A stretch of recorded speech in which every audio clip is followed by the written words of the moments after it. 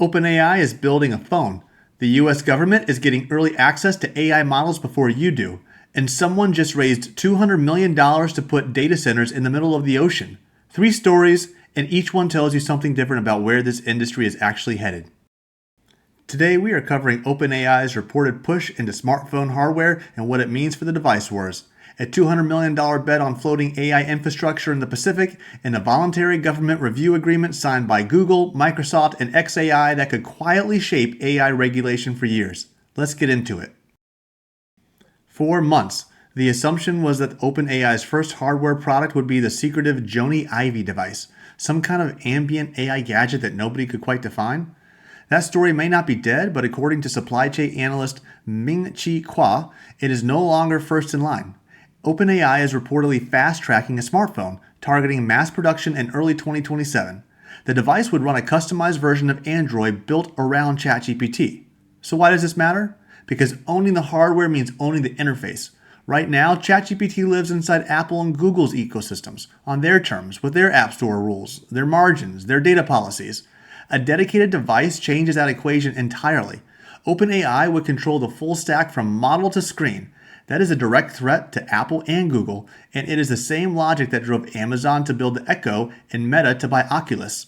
The AI assistant wars are now a hardware war too, and OpenAI just signaled it intends to fight on that front. AI's dirty infrastructure secret is power and cooling.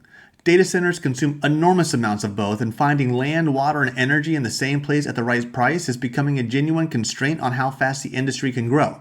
A startup called Panthalassa thinks the answer is to stop looking on land entirely.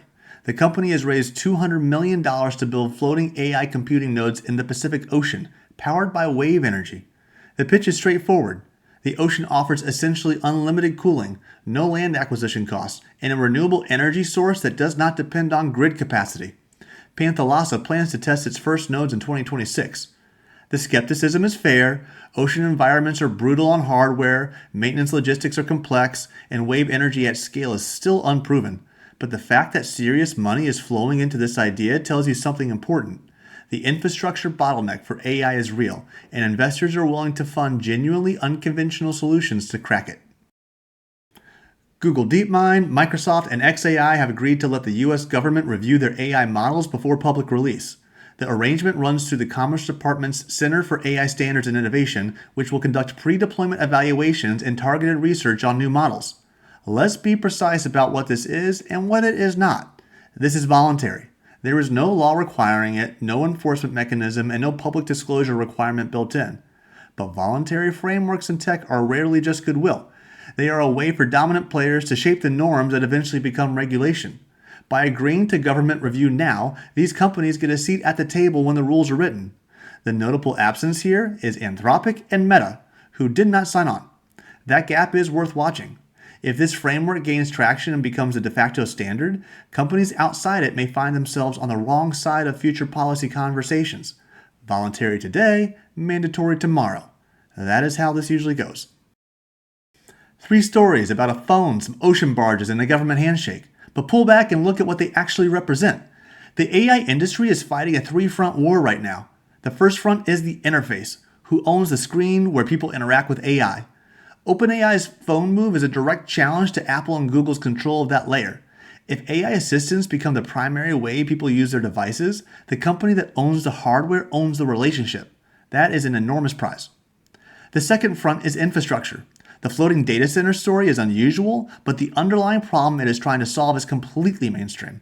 Every major AI lab is constrained by power, cooling, and land.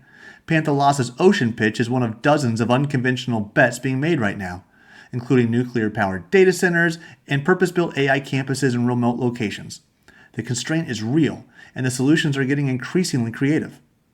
The third front is political.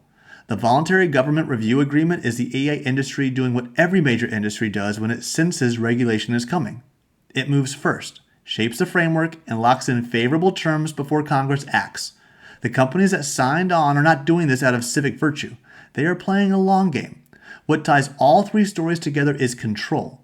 Control of the device, control of the power supply, control of the regulatory narrative. The AI race has always been about who builds the best model, but increasingly, it is also about who controls the conditions under which those models reach the world. So here's a question I want you to respond to in the comments. If OpenAI ships a phone, do you actually switch to it?